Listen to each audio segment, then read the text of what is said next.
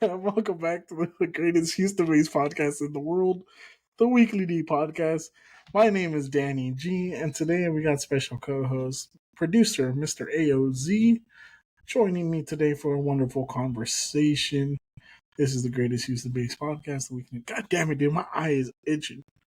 These goddamn allergies, dude. You know what's funny is that I'm gonna leave it in there because our intro is a countdown. Right? It's funny because then it's like, oh no, the countdown disappeared, and it's a perfect beginning.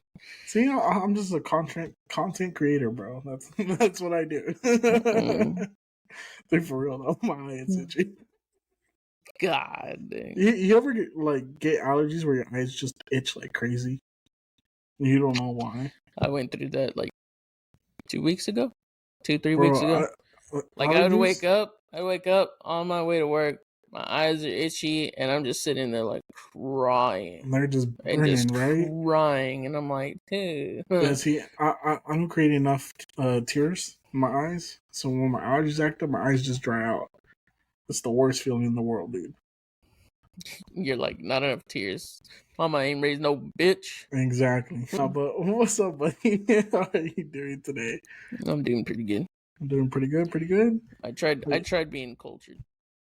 Okay, before we get into it, did you watch the video I sent you today on YouTube? How hard did you get through it? Maybe like 4 minutes, but it was also kind of hard to Jesus Christ, only 4 minutes? It was a 45-minute video. It was hard to watch when there was all kinds of language coming out of it, and I'm sitting there in my quiet office. And I'm like, I don't want an HR issue. But also, like, I wanted to break it down by like the lyrics and everything, and I just kind of wish that I had like subtitles so I can actually see like what was being said. So I just found the one video that I could find with all the diss tracks on there because I wanted to talk about it. But if you're not cultured enough, it's okay. I mean, I've heard things here and there of like certain lines that have been said.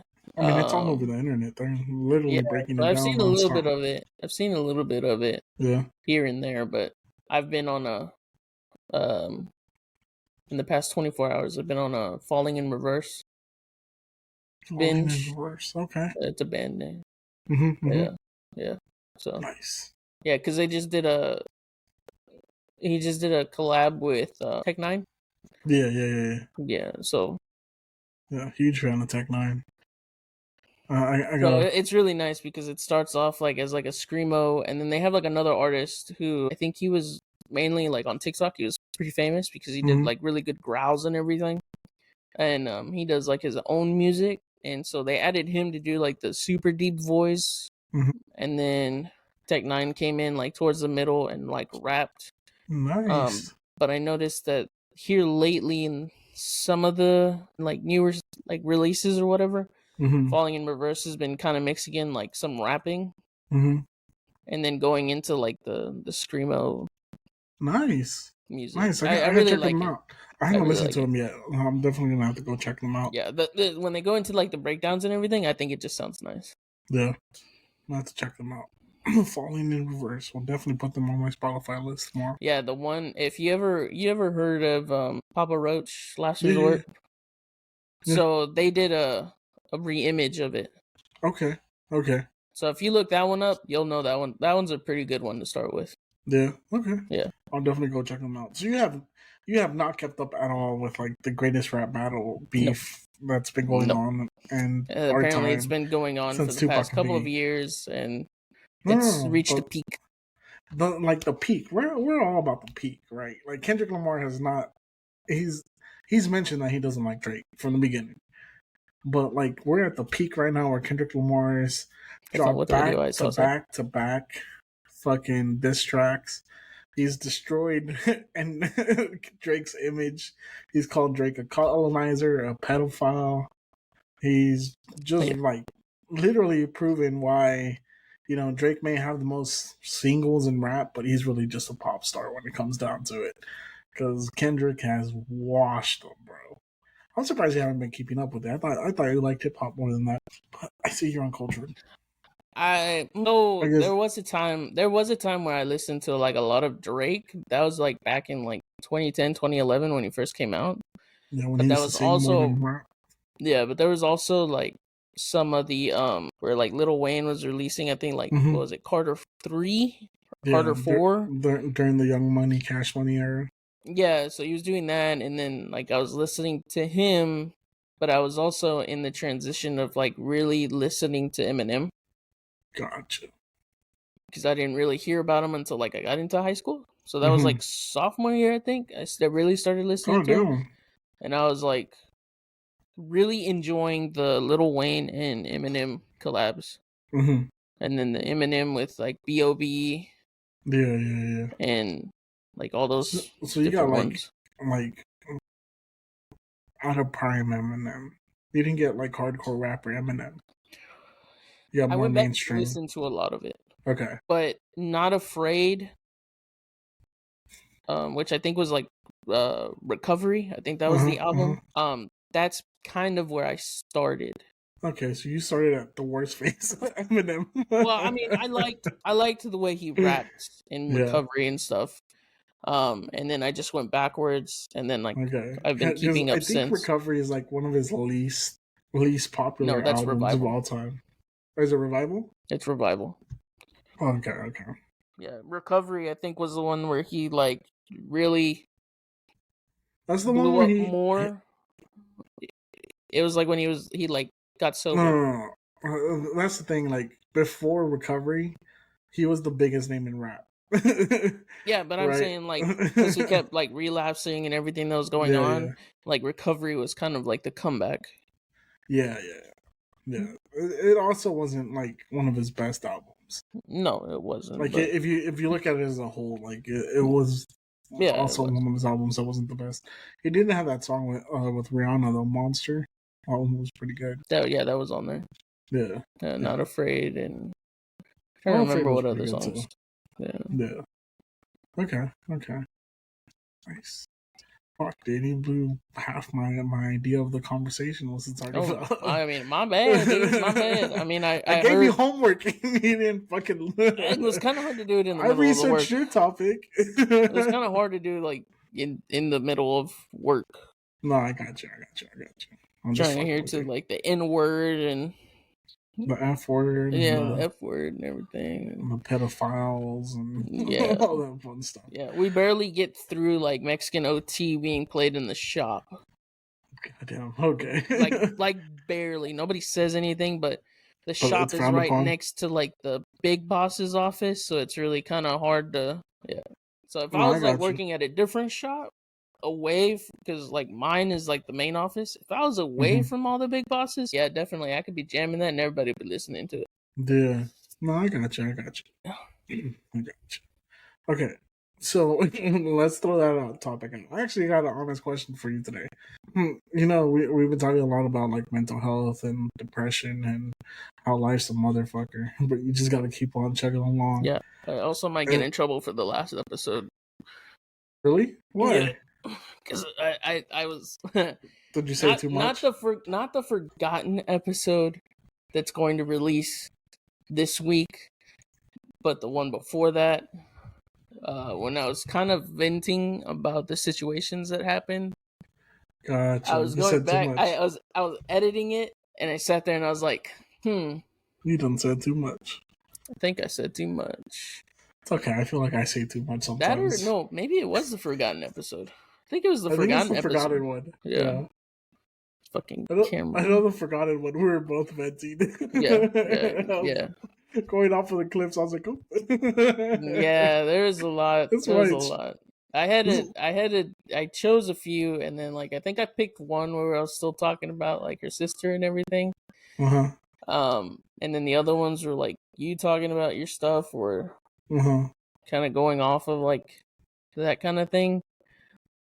But when I was editing as a whole, and I was kind of going through it, I was kind of like, damn. But see, that's the beauty about that episode is like we were just having an honest conversation. Yeah. Like there is no filtration, no cuts, no edits. It was just me and you being straight up with one another, venting out. Yeah. Like I mean, it might have sounded like I was talking shit, and I kind of was talking a little bit of shit, but You're throwing some shade. is it really throwing shade or talking shit when it's the truth? See that is the key point, right? As long as you're saying the truth, it's not necessarily talking shit. It's just saying the truth. Yeah, And you're and then stating your opinion. Yeah, so then I showed Nicole, like, I didn't show Nicole, but I explained to her, like, this one clip that I know I'm going to get tagged Which in I as, think like, I a know. collaborator. I mean, I don't have to tag you as a collaborator I on that mean, one. you I know which can. one I you're really talking don't about. care. I'm not, like, if she says something, I'm not going to listen to it. I'm not going to answer any phone calls or text messages, but I barely talk to her as it is anyway.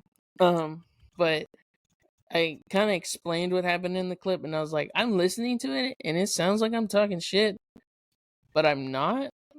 I mean, you were saying And then, something like you had a really good point in it. yeah, it was about you're not a product of your environment. Exactly. Like but you had a lot of beat to Yeah. to the story. But there was also a lot before that. Before we got there, so like your input kind of made it like turn a coin a little bit. But Wait, so I my told her. input. So I Don't told try to play me. no. Like you made it sound not so bad because you're like it just goes to show that you're not a product of your environment. But then after I told her that, she was just like, well, I don't want to hear it. And she's like, but you might end up hearing it because unfortunately, she No, watches the mom, show. who? Her sister. That's fine. I was like, I wish you would have told me that before I started venting. Nah, that's all good, bro. Honest, that's one of the things I love about this podcast is that sometimes we're a little too honest. Yeah. Sometimes we're a little too honest and we're just venting, and sometimes we say some shit where people can relate to, right? But Yeah. at the same time, you're just like, oh, I'm gonna hear about this one later. Yeah. Because Like I don't. I think it was like I think the forgotten episode I was talking about my cousin. Yeah. Yeah, and I was talking about my dilemma with the grill. Remember cooking all that chicken? Yep. I'm just sitting there, kind of like, damn, Yeah. I really need to stop venting so You know what's much. funny is like as we're growing and we're starting to get more eyes, I'm starting to realize that we probably should think about what we say first, but that would But at take the away same from the time, genuineness. when you think about it, we're getting old. Yeah, we're just having honest We're getting closer conversations, to Jesus, right? and Every day. really not giving a fuck. Well, if anything, we're just fast tracking it, Yeah, I right? think we just have like that old people syndrome where they're just like, I don't care, I don't give a fuck, I'll say whatever I want to say, no filter. Buddy, I've always had that syndrome. It's gotten me Yeah, this far. yeah, me twisting things around got me this far. Me Yeah, being yeah. actually like brutally honest, I kind of don't know what the outcome is going to be, but at the same time, I just don't care. Best advice, dude, I've ever been told is just be genuinely you. Don't care what anyone else is gonna think about it. Don't worry about anyone else's opinion. Just be you. Don't let anyone change who you are, how you think, or why you think that way. As long as you're happy internally, you shouldn't have an issue with it. Be All the like wise man told Jasmine, me that once. authentically yourself. Mm-hmm. That was Possibly, nicely yeah. said. That I remember that clip, and it's kind of stuck with me. And I'm like, yeah, that's nicely said. No Yeah. arguments there. Yeah. That's really how you should live your life. Just gotta be you. Yeah. Be you and do you, boo. But it's kind of crazy too, like listening to that podcast, as it's being recorded, and then like after it's been recorded, kind of shifted a lot of things, I guess, for you and me, like mentally. Well, you know what's funny is like right before that recording, I was already going through like a personal change, right? Like I remember the week before we talked about it, where I was like, oh, I'm trying to change my life, trying to like take one day at a time, slow down a little bit, try to focus myself mentally, spiritually, and honestly, I've been looking back at some of our clips, and I feel like since before we had Chelsea on, like you could kind of see the shift in my mentality where I was like, I'm gonna try to start going to church more, try to be a better person every day. Shift my mentality to being happy because depression's a motherfucker and it's real. Mm-hmm. Mm-hmm. And it's a real thing we all deal with, especially as we get older, especially as men, like Latino men and stuff. Like I feel like that's one of the things that gets slept on a lot is how we're naturally raised to be like strong, powerful men that are prideful and never show emotions. But obviously, it's not a healthy way of living, and it makes me think a lot more about things, like especially like after having that conversation with Jasmine as well, where she was like talking about living life intentionally, doing everything with intention.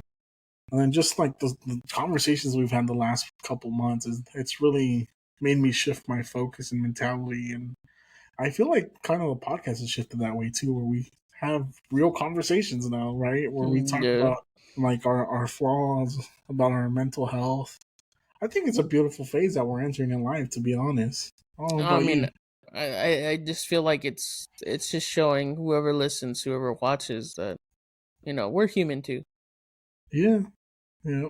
We're And then human. and everybody's going through the exact same thing, and it might be in different phases of your life, but everybody goes through something. Everybody has issues.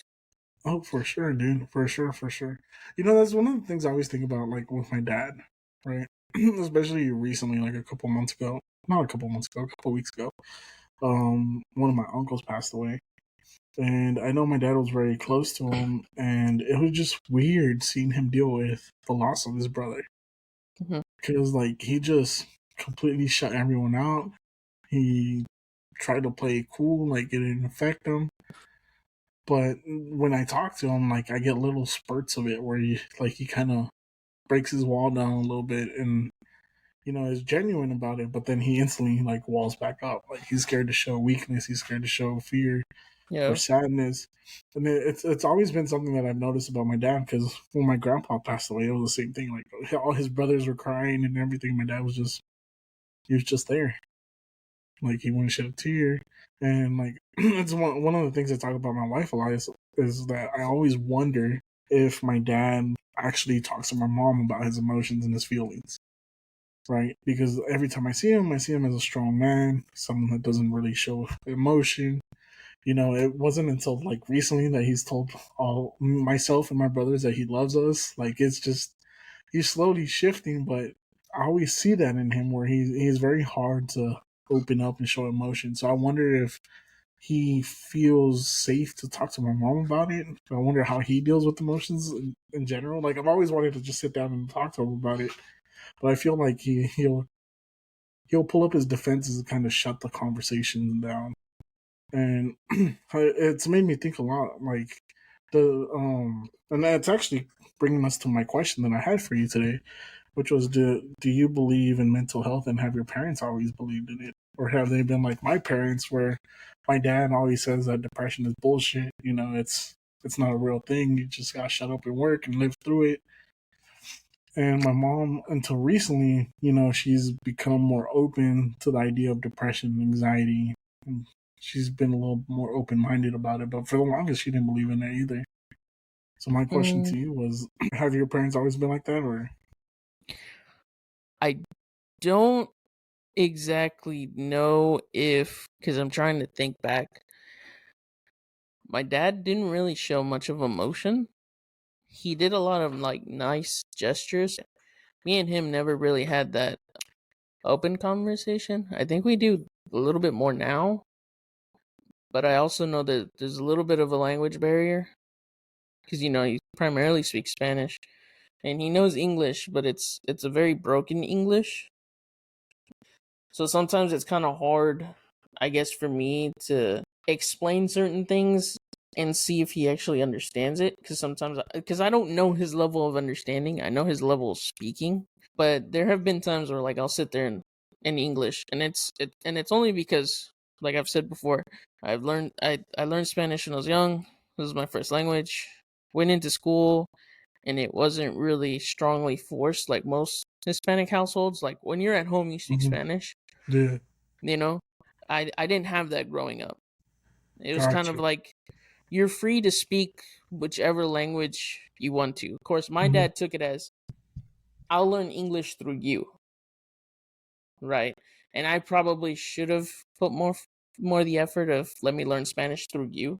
Sometimes I can, when I'm not thinking too hard about Spanish, I can speak almost perfect Spanish, very fluent Spanish.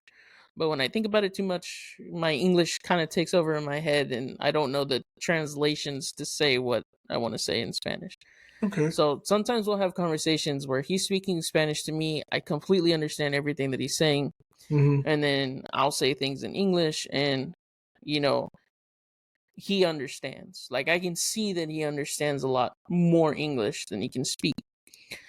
So now that he's older and now he's more time here at home and everything, he's more open about certain things and we talk Mm-hmm. about certain things.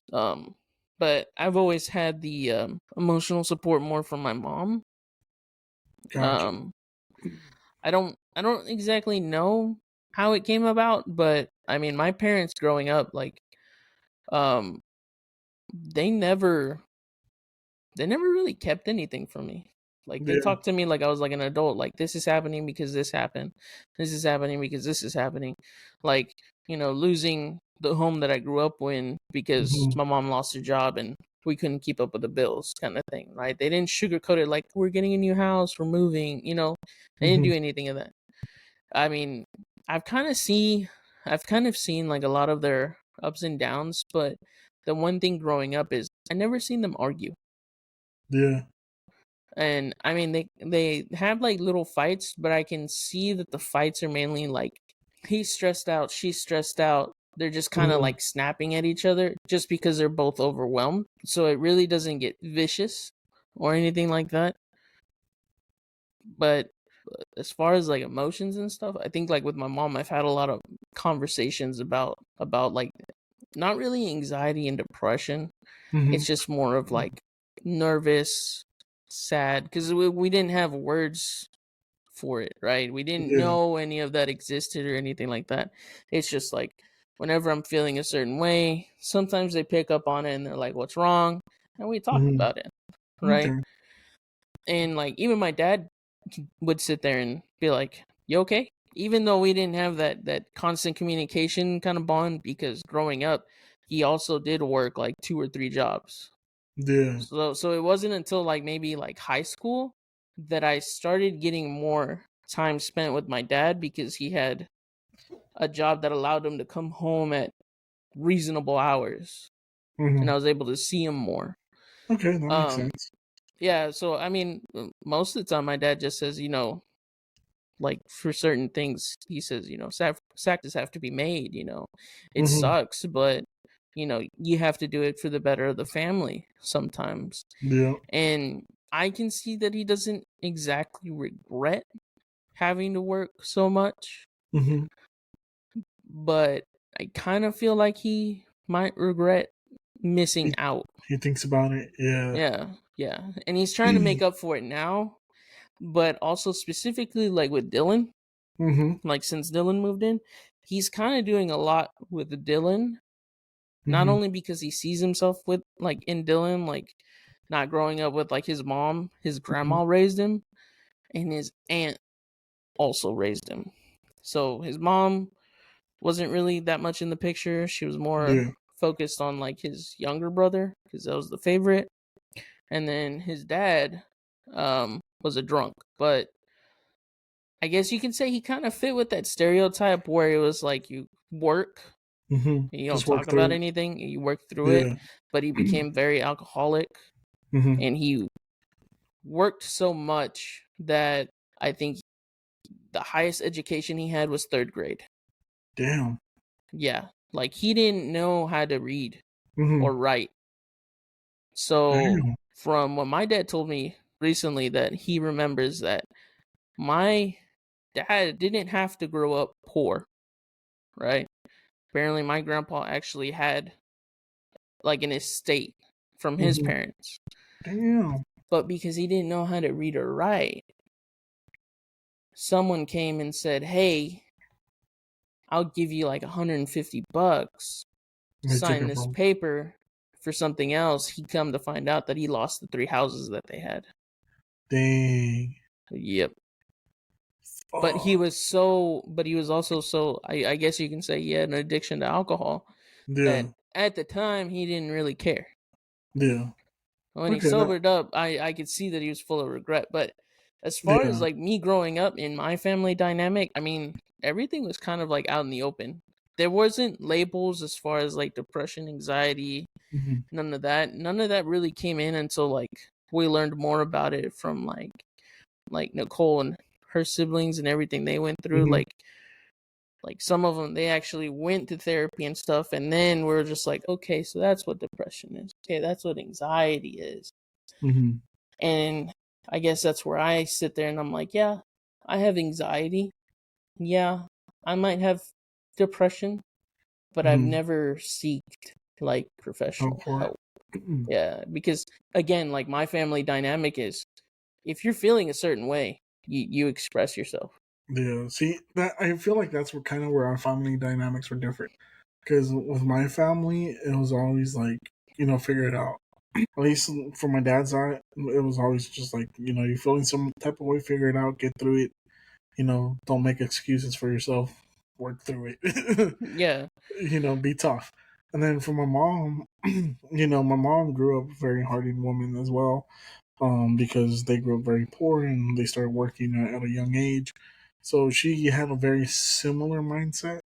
She was a little bit easier to talk to, but she still wasn't like all available a lot Mhm. of the times Mhm. when it came to talking about emotions. Now she's a lot more open about it, obviously, because she's learned about it, especially with myself and my two brothers. And like it's funny because now me and my older brother, like we take therapy, we learn to express ourselves that way, and we talk about it within ourselves, like how not having that support really does something to you. Because I struggle with dealing with my emotions. I struggle with opening up, and it's weird because sometimes like I'll feel some type of way, not even realize I'm feeling some type of way, Mhm. but I'll just shut down. I'll shut everyone out and just like focus on just working. Yeah. Like my mindset just goes work, work, work. You know, you're too broke to to be able to even worry about emotions right now. Yeah. And it's just, I mean, the philosophy I grew up with, which I find crazy, and that's one of the things like I always talk about.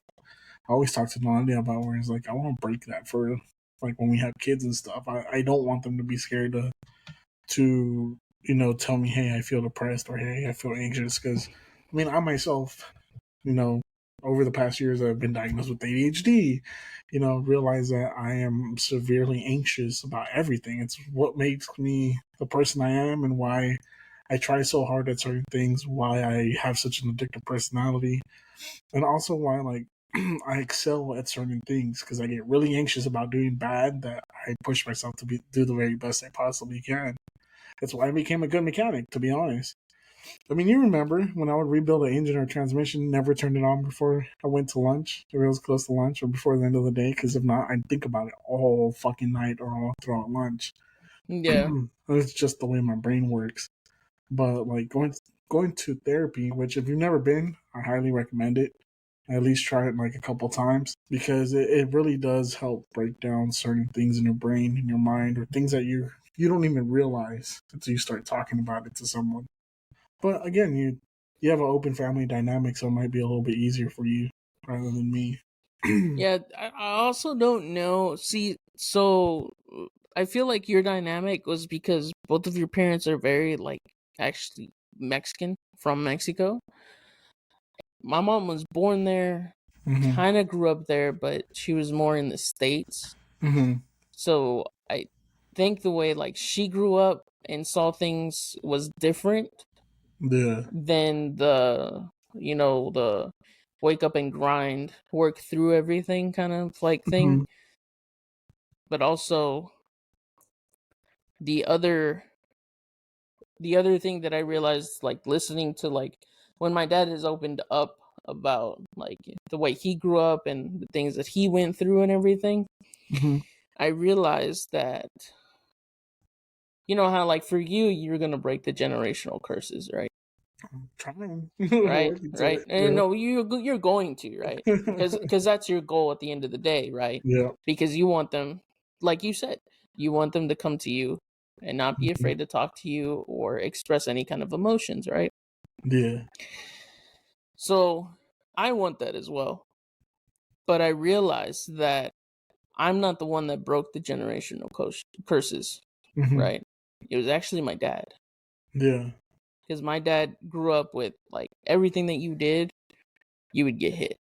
You'd get yelled at, right? You get some kind of like unusual punishment that was like physically like painful, right? Yeah. And for him, he said that when he had me, he didn't want that. My dad has only hit me maybe twice in my life. And that's probably because I actually deserved it. My mom was the one that mainly did the whipping. Yeah. But even then, my dad didn't like it. Yeah. Right? He's even now with like Dylan and stuff, when he gets in trouble, like no matter what, he doesn't like seeing him being in like timeout or being put in his room. You know, like, oh, go to your room. You're talking back or whatever. He doesn't really like that. He likes he wants to talk to him about it more. Yeah. And try to get the point across of like, look, this is why you're getting in trouble, because you did X, Y, and Z, you know?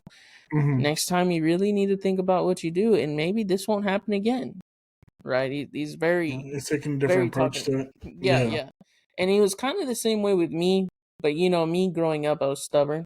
I didn't listen to it. It was just like one ear out the other. Yeah. Right?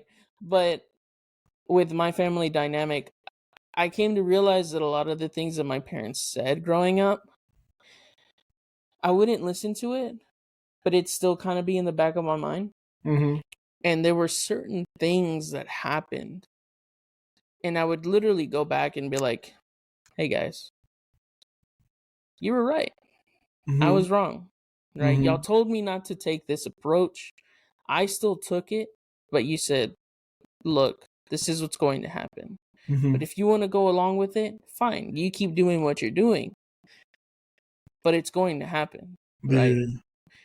And then I would see it happen, and I'm like, okay, you're right. You were right. I apologize. You know, I didn't mean to put y'all through that, but I apologize. Yeah. And that happened several times throughout my life. You know, that's so funny because, like, as I get older, I've realized me and my dad have become friends, which is something like that. For the longest time, you can ask anyone that's known me and my dad for a long time. For the longest time, especially when I was younger, like, me and him couldn't be in the same room for more than 5 minutes without us arguing or something. And it trips me the fuck out because, like, the more I get older, the more I realize, like you said, you know, you said your dad broke the generational curses, and I always say I want to break the generational curses for my family, but my dad broke one of the biggest generational curses, which was being present for his family, because he grew up. His dad was around when he was a kid, but then he like left, and my dad and his dad didn't reconnect until I was born, which was like when he was like in almost his 30s. Damn. So it's crazy because you said that, and it reminded me of that. You know, my dad has broken generational curses already, and we're just trying to take it to the next level, right? But it blows my mind that me and my dad have become like pretty close now, and as I get older, we become closer and closer because I realize like the shit he used to tell me, just like you were saying, you know how you apologize to your parents. The shit me and my dad used to argue about, like it was life lessons that he was trying to teach me that I just wasn't hearing at the time, and it's so crazy how much I've come to appreciate my dad for all the things he's done, and like the more I have conversations with him, the more I understand that, you know, at the end of the day, he was just trying to do his best, and that's all he could do. He was doing his best. He was trying to figure things out as he went, and you know, me and him talk a lot about that because like I always joke around, right, that my parents were in a cult and we were all part of the cult at church. And I still bring it up to him all the time. And he every time I've talked to him about it, like as recent, he always apologizes about it. And he always tells me one thing where he's like, you know, at the time, I thought that was the best move. You know, and you can't fault me for thinking that was the best thing for my family and trying to do the best for them. And it's like it puts me in a worse spot because I'm like, damn, you sure are right. Yeah, it's in a cult, but you're right. Like you were just doing the best you could, you know, what you thought was best. And it's crazy. It's crazy getting older and being Hispanic, and you know, seeing how our Hispanic parents are shifting their ideologies as well, you know, Yeah. and evolving with us and growing with us. But my But dad still to this day just doesn't believe in depression. Like he's like, I don't know if that's really true. I mean, there's a chance that he believes, like, you know, yes, it is a mental game, but maybe you can mentally flip something Yeah, and not be that way. You know what I mean? It's kind of yeah.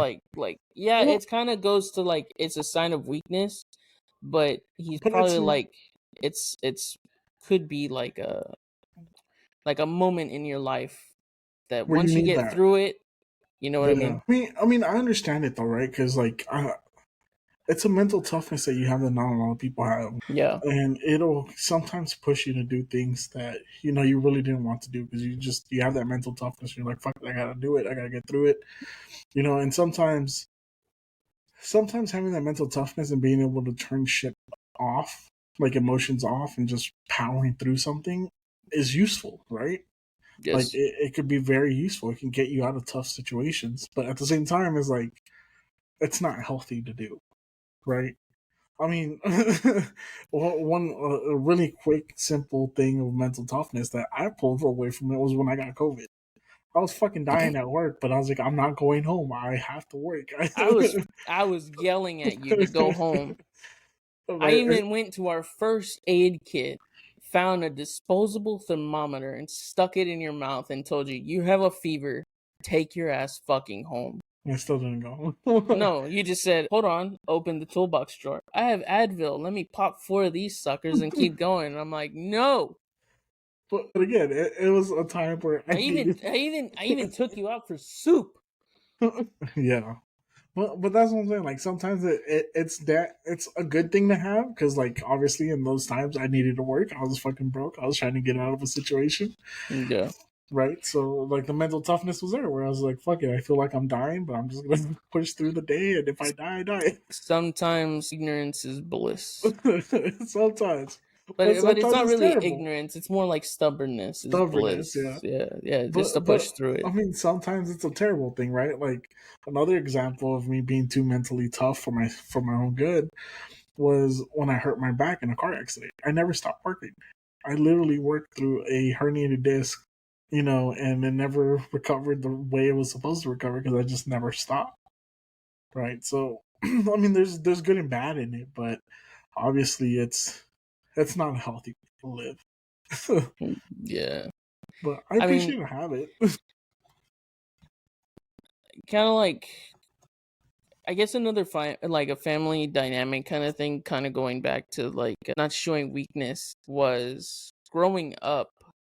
I went to like a lot of funerals Hmm. because a lot of my family members were actually up in age, or some had heart attacks, some had Hmm. strokes. You know, it's a thing that happens in my family. Like on my mom's side, diabetes, heart attacks, and strokes Yeah. are notorious. Like my mom's grandma had like 4 heart attacks and 3 You strokes. want to know a crazy fact about diabetes? Did you know that a diabetic is more likely to die of a heart attack or a stroke than someone with high blood pressure? We also have high blood pressure. So But I'm just saying, genetically, I'm kind of fucked. you're in the fucked pool. I got you. Yeah, yeah, yeah. Um, thank But God but I've been healthy. But but anyway, I have a friend that could help you out with that. Her name's Jasmine from Raw Holistics. oh Lord have mercy, Jesus Christ. I mean, I honestly, opened that door, obviously, because I mentioned it earlier. I opened that door. It's all coming back to me. It's full circle. So I kind of always wanted to be that strong person in the hmm, family. So at a young age, I kind of learned how to like switch off my emotions. hmm, So I can basically flip the switch and feel absolutely nothing for yeah, however long I want to. And hmm, I can flip it back on and kind of feel like no recoil from it. Mm-hmm. But thinking back to it, I think I did it a lot more in high school. And thinking back into high school, I had the switch off for Yeah. so long that I believe senior year or like after graduating, I Mm-hmm. flipped it back on. Mm-hmm. And I felt like the recoil of what is it? Compound. No. Compartmentalizing, Mm-hmm. Mm-hmm. like having everything so condensed that it exploded in my face. Yeah. And I'm trying to work through and cope through all of that stuff. Yeah. So the flipping the switch helped me through a lot, but at some point I believe it broke me mentally, that now I'm happy, right? And I guess you can say that it's depression or anxiety. But like I said before, there's times where unexpectedly I disassociate. Yeah. Yeah. So, like for instance, if I go to a barbecue that you're hosting, What you don't? Because well, I you're did a flaking. few times, right? I did last year's Easter. Okay, Yeah. Yeah. at that point, no biggie, right? Mm-hmm. Went to my buddies, with my other two best friends, Mm-hmm. drank with them most of the night, no issues. But there are times, specifically like family events, that I've noticed Mm-hmm. that if I go to Thanksgiving, I will hyper focus on something, disassociate, and try to like fast forward time to get through it. Bro, I feel you on that. Yeah. And doing that is a motherfucker. And So. what's even worse too is I also do it like subconsciously Mm-hmm. when there's like certain periods of times where I have to wait. I grab my phone Mm-hmm. and I'm disassociating through my phone Yeah. to fast forward time. Bro, so talking about that, as of late, I've been having a lot of anxiety about work because obviously I'm doing a job that I'm not great at, and Mm-hmm. I'm used to being the best at what I do. Yeah. I hate to say it that way, but there's something in my brain where I constantly have to try to be the best at everything I do.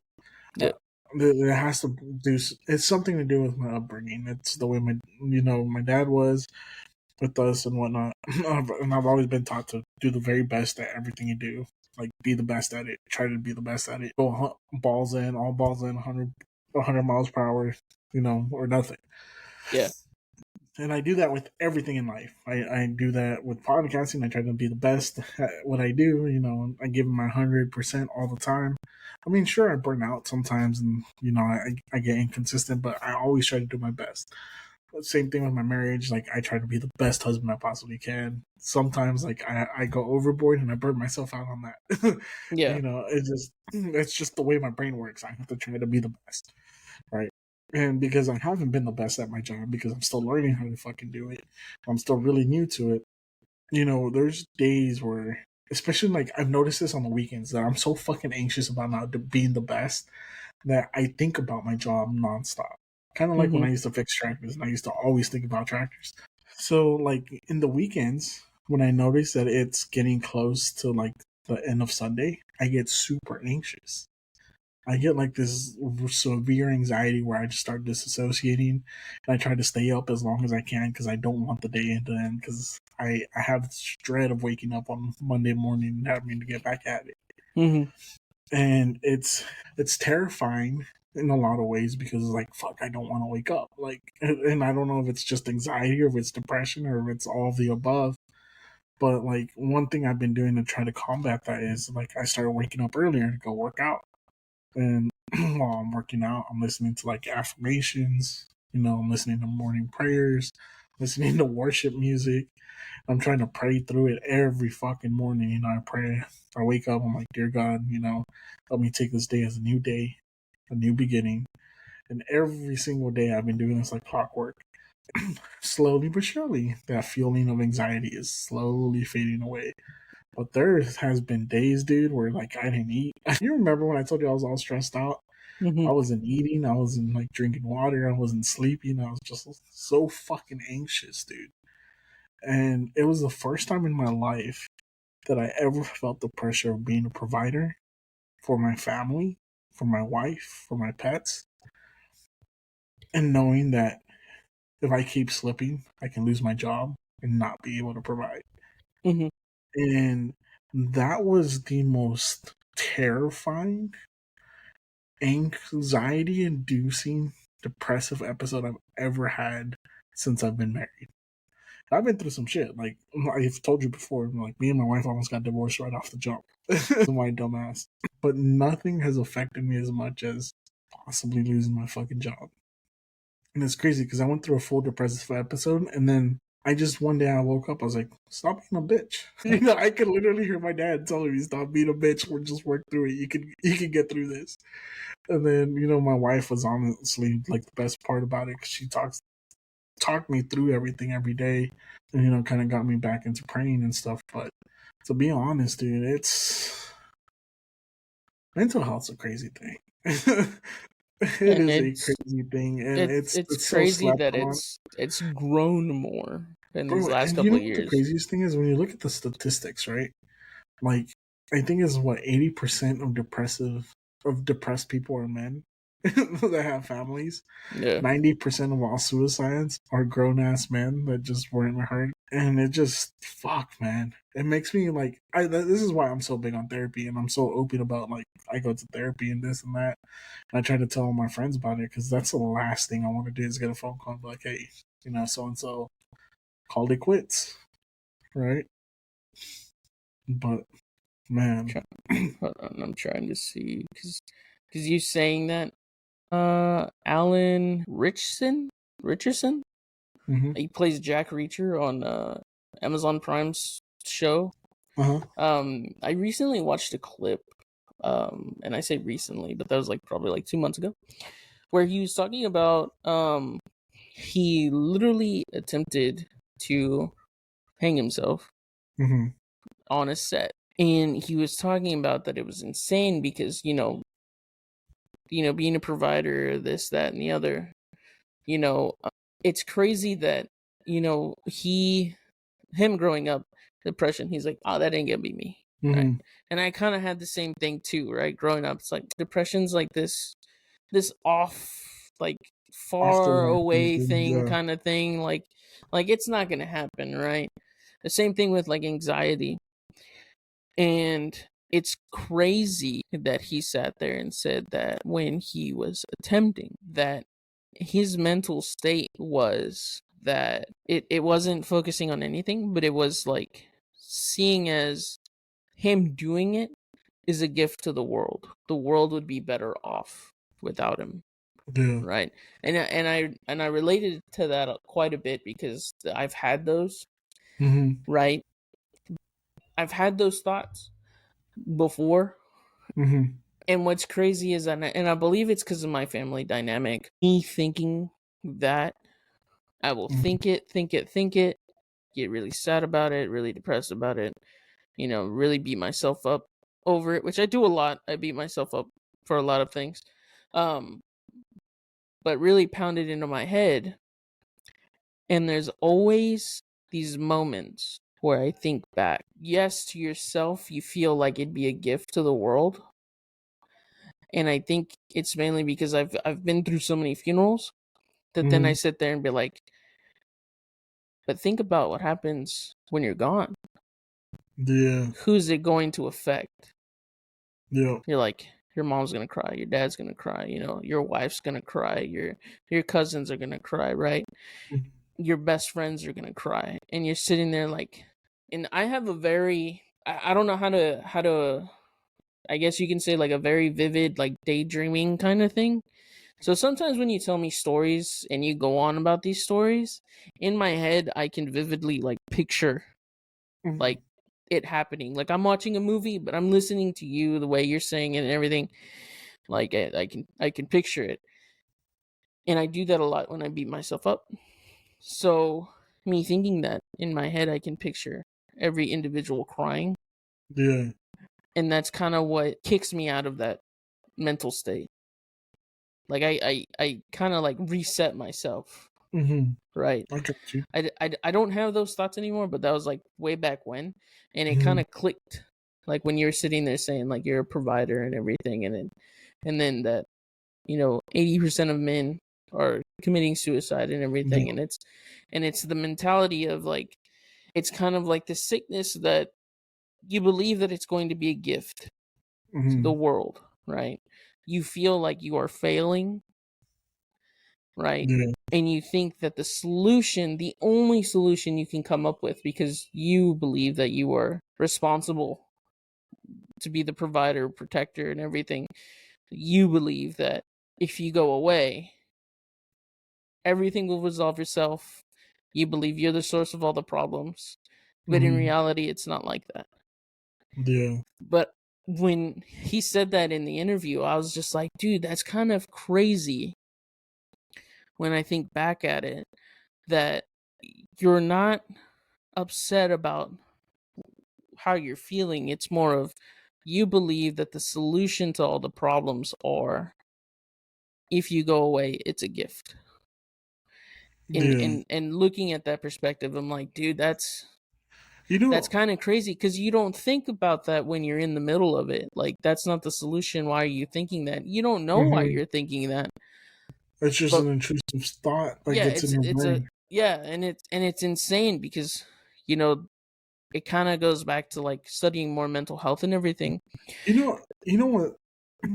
Where you're at, it really makes me think because when we had Jasmine on, she asked me about like Hispanic culture, right, and how we're all alcoholics, and that's one of the things that I really think about a lot now. It's how like depression's a real fucking thing, but in Hispanic culture, like we don't believe in depression, we don't believe in Hmm. anxiety, like we don't accept it, right? But what's the one thing we fucking do?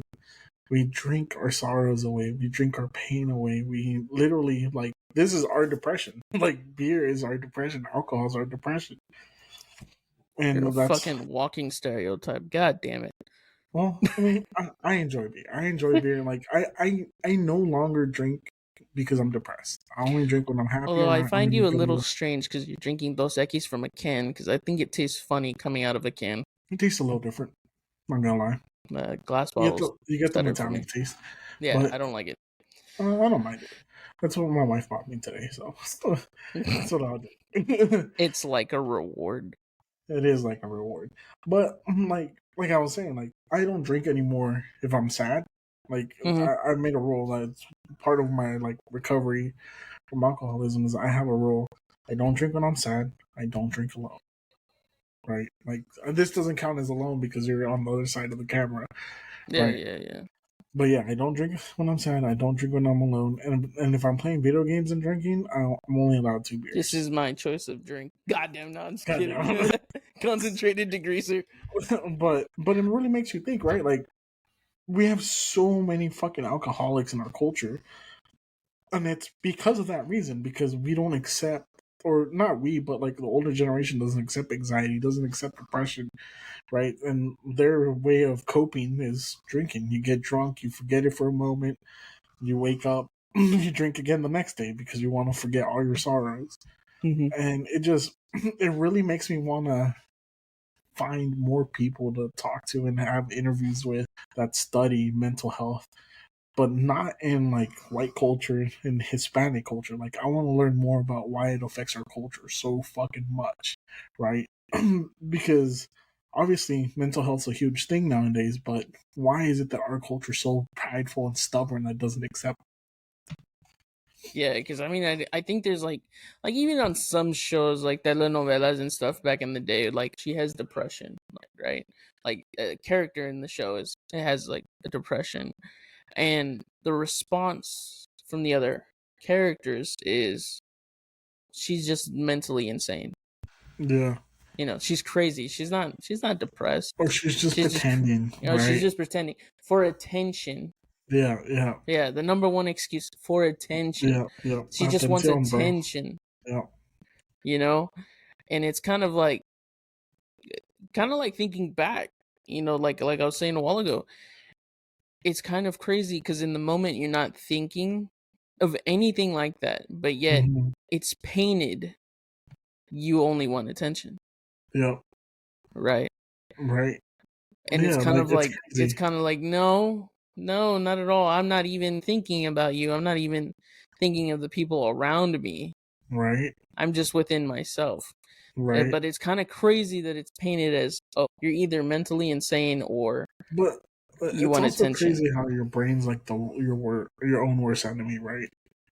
Like, but that's another part of my new thought process in trying to live intentional and be a happier person. I no longer try to put negative thoughts out there. So if I have a negative thought, I don't ever verbalize it, because I'm very much a believer of what you put out there is going to come back. Right? So if you give off negative energy, it's going to come back to you. But it's crazy because your brain is like your own worst enemy. Like my wife's been stressed out about school and like not passing her class, and I was like, look, like as long as you study, you put in the work, you're gonna pass. It's a given. You put in the work, you study, you stay dedicated to it, you trust the process, things are gonna work. But when your brain starts telling you can't do it, or your brain tells you, oh no, you're gonna choke, you're not good enough, like that's where your own brain stops you. It's what stops so many people from being great in life or achieving their goals in life, is that their brain tells them you can't do it, right? And it's one of the things that I've tried to live my life this way, where it's literally just like Nike says, just fucking do it. Whatever you want to do, pursue it, trust the process, work for it. I mean, it's not gonna happen if you just try it one day and then give up, right? You gotta trust it. You gotta work through it. You gotta push through it. You gotta trust the process, and just fucking do it, and it's gonna work. I mean, look at this podcasting thing, right? 3 months ago, we couldn't even get 200 views on anything. What did we hit last month? 5,900 and something. 5.9 thousand views across all platforms. That's not adding them all up. That's on each fucking platform. We had 5.9 thousand or more. Right? And what was it that we changed? We changed our mindset. We changed the way we do things. We became more consistent. And we trusted the fucking process. Yeah, it got a little depressy in some episodes, but yeah. But it worked out, right? Because we were consistent. We pushed through. We trusted the process. Yes. I broke my laptop. You picked up the editing. It's worked out fucking great. I mean, look at it. We're achieving our goals. Actually, I got a couple emails from people that want to be guests on here, so I gotta go through those at some point this week. Yeah. But we're doing it, bro. Yeah. We're doing it. Yeah. Right? So, like, for anyone that's listening, if you are doubting yourself, or you don't believe in yourself, or you're letting your mind get the best of you and telling you you can't do it, tell that piece of your mind to shut the fuck up. Go out there, figure out what you want to do, how you want to do it, and fucking do it. Don't just sit on it. Speaking of that, also, because your last 2 episodes you've been saying, having amazing wives is a game changer. The movie, I think it's Flaming Hot. It's about hot Cheetos. Yeah, like hot Cheetos came around. Yeah. There's a scene where, and I forget his name, but the guy that came up with hot Cheetos idea, is getting into an argument with his dad, right? Yeah. And it gets to a certain point where, he says, I hear your voice always in my head knocking me down, right? And there's a part where his wife sticks up for him and everything, and then says, let's go put my voice in your head. And I related to that quite a bit, because now a lot of my issues, instead of relying like on my parents to vent and everything, I'm venting more to like Nicole. Yeah. And she gives me different perspectives and or just hears me out. And and the same thing applies to you, right? So I take it as having an amazing wife is that she silences the voices in your head and puts her voice in your head. Whoa. And that's crazy. That was fucking deep, bro. I can be deep, bro. I like that one. I can be deep. Riverside, cut the clip. I really like the way you said that, though. It's true, though. I'm on the verge of tears. That's true, though, dude. Having an amazing wife, an amazing spouse, or just significant other, to be that positive voice in your head can move mountains. Mm-hmm. Like, it's so crazy what having that one person in your life can do for you and what you can do for them. Yeah. And sometimes it's not even a spouse for some people. Some people it's like their best friend, their brother, their sister, you know? Yep. So like whenever you're going through something, if you can't get that voice to quiet down, you know, reach out. Reach out. Don't be scared to reach out, dude. There's gonna be someone that's willing to listen to you and give you great advice. Or not even give you advice, just be there to listen to you, be there to, you know, be that shoulder for you to cry on. You know, sometimes you gotta break down to your homies. I mean, right? It's a thing. Sometimes you have that brother, you have that sister, that cousin. You have someone. Like, honestly, I'm a firm believer that one person can do a lot. One person can do a lot. But when you have a team, when you have a support system, when you have the right people around you to not only be like positive influences in you, but that are like-minded like you, and also people that will contest you, that's what will make you a great person. That's what will help you achieve and unlock that next level in your life. You know, it's like this whole podcasting thing. Just to make it real simple, by myself, I could only go so far. Mm-hmm. But I recognize if I have a team with me, or, you know, good friends with me, positive influences with me that are willing to do this with me, like, we can level up. And it's worked out perfectly, right? Like, I brought you on, you've taken on the editing aspect. I get to think more about, like, how we're going to handle interviews and worry about the booking, worry about, like, having quality content. And we're reaching that next level, right? And having like our support systems, like my wife gives me feedback on this podcast. She'll tell me when the episode's ass. Like she does not hold back. She will tell me this one wasn't it, right?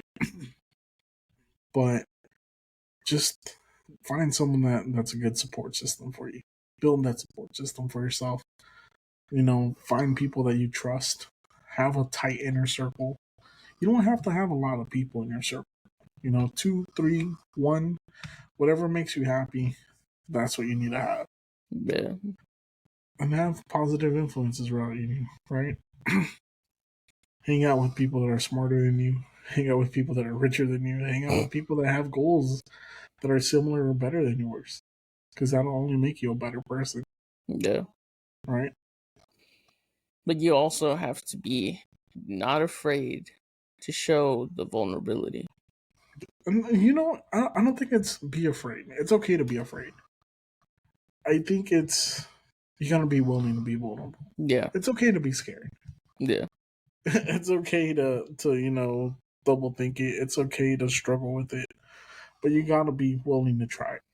Yeah. Because no change happens without you be entering with an open mind and willing to change. And willing to improve and willing to grow. Yeah, it also kind of goes back to like kind of just to put it simply, let's say you want straight A's in school.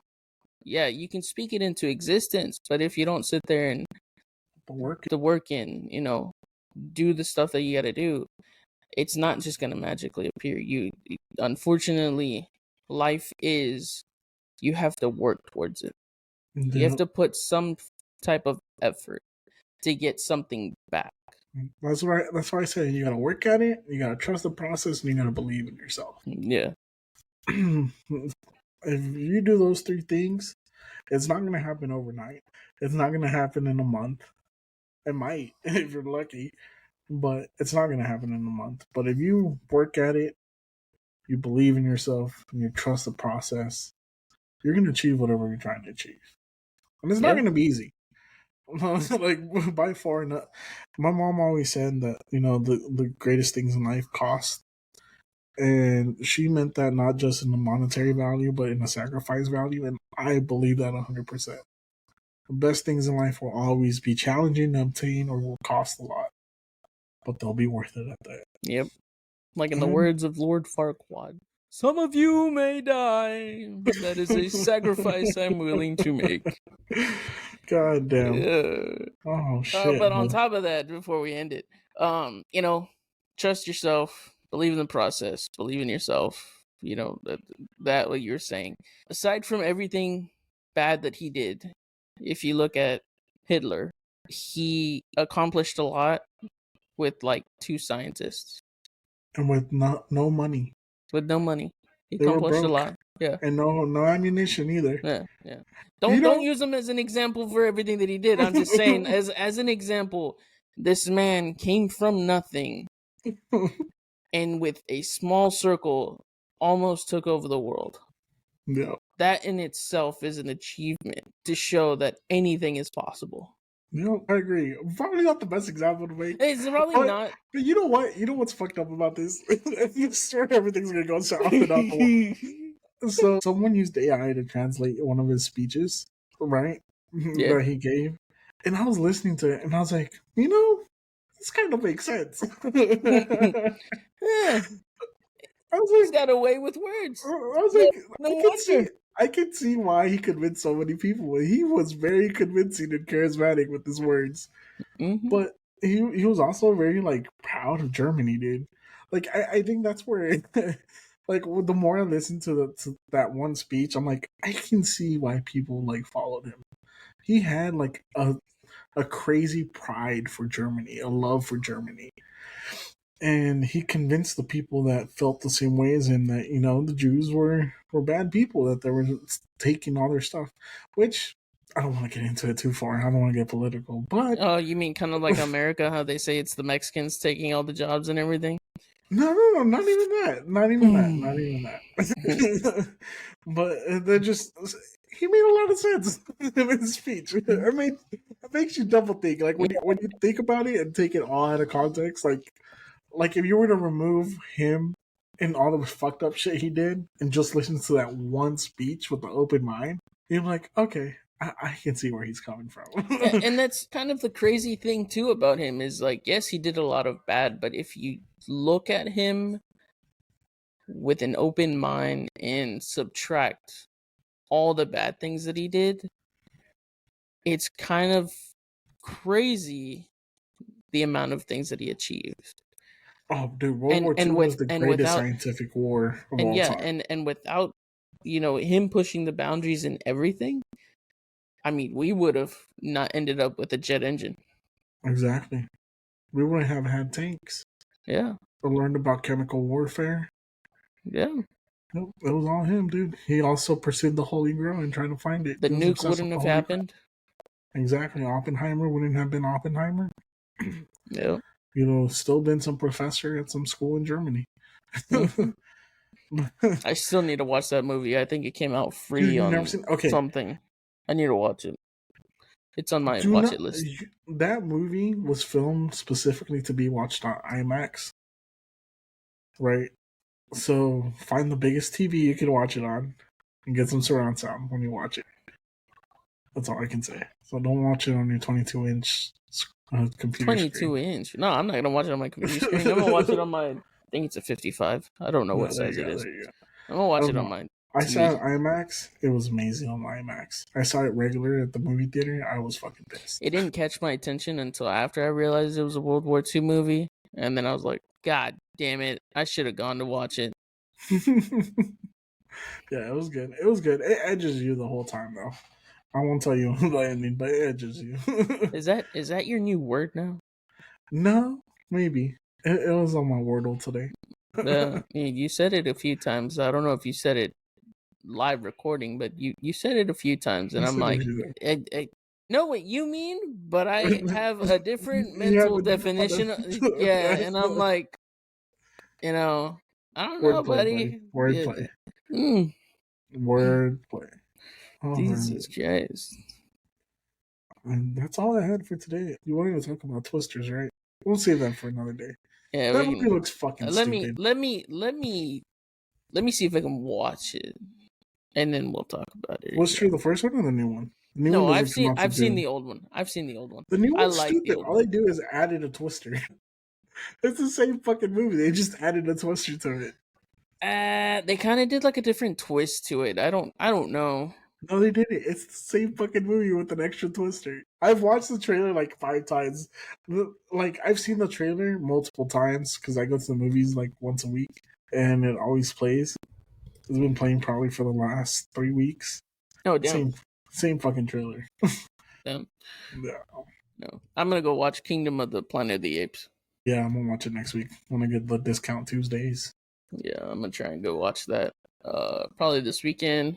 Oh, yeah. Because we actually got through binging, I don't know if it was this past weekend or the weekend before, we just got through binge watching all the Planet of the Apes movies. Like the new ones, not the old ones. I've seen, it's only 2, right? Or is it 3? That's 3. It's Son of a bitch. Planet of the Apes. Rise of the Planet of the Apes. Dawn of the Planet of the Apes. Rise.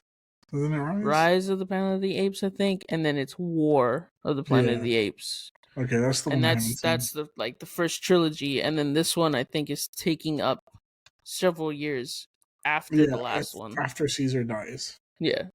Okay. Well, I'll probably watch it next Tuesday. Just because I get discount tickets on Tuesdays. Mm-hmm. That's why I go every week. Half price Tuesdays, baby. Yeah, go watch that, and then Twister. I want to watch it just to compare it to the old one. Even if it is almost yesterday, that show was fucking hilarious. I haven't seen it. The new one, I haven't seen that one. That shit's so funny, dude. I don't know if it was a fake trailer, but I think Despicable Me 4. Yes, it's coming out in June. Okay, I need to catch up on the Deadpool movies. I watched the first one, not the second. I believe there's a third coming out. Yep, with Wolverine. Yeah. Yes, sir. Oh, shit. I don't know. There's another movie, but I don't remember. I don't know. There's a lot of good movies coming out. I'm excited. But anyways, this has been the Weekly D Podcast. I'm your host, Danny G. That's Mr. AOZ. If you like what you heard, give us a thumbs up, 5-star review on Amazon, Spotify, YouTube, iHeartRadio, wherever you listen to us. Give us a like, give us a thumbs up, give us a 5-star review, leave a comment, let us know how we're doing, let us know if you like the show, if you want us to talk about certain topics, hit us up. Let us know who you want to see on this podcast next, right? Who's the next guest? We'll let you decide. Yeah. But, comment that we suck. Don't worry. We'll definitely reply back. Yeah, I like to catch that drift on the YouTubes. So hit us up. Give us 5-star reviews. Let us know if you like what you hear. If not, let us know that you hate us. It's all good. Follow us on Spotify, Amazon, YouTube, Paper Plate Media on YouTube. You can go check out Accidental Chaos on there as well, along with all our shorts. You can check us out also on YouTube, Instagram, TikTok at the Weekly D Pod. We post every single day on all those platforms, so go check that out. You can follow me at DannyG_713. You can follow Alan at Alan_OZ95. Follow the Weekly D Pod. This has been the Weekly D Podcast. Again, I'm your host, Danny G. That's Mr. AOZ. Remember, if you can't get it daily, get it weekly. Peace.